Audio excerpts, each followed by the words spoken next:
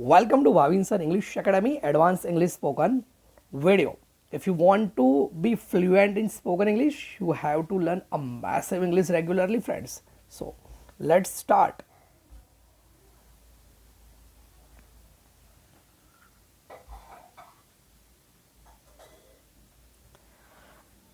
In normal English, we say text me when you get free. But in advanced English, hit me up when you get free. Second, that's a big house. Instead of big house, you should say that's an enormous house.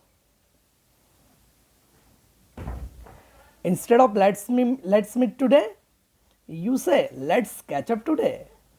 It's quiet here. It's absolutely silent here. Normal English, I am very hungry.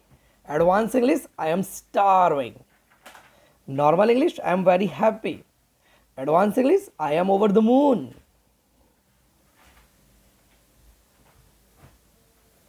Normal English, I am very busy. Advanced English, I am swamped. Normal English, that's an old book. Advanced English, that's an ancient book. Normal English, why are you so angry?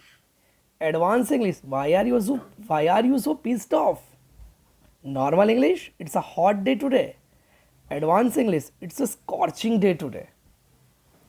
So study regularly and be a fluent in your spoken English. Thank you.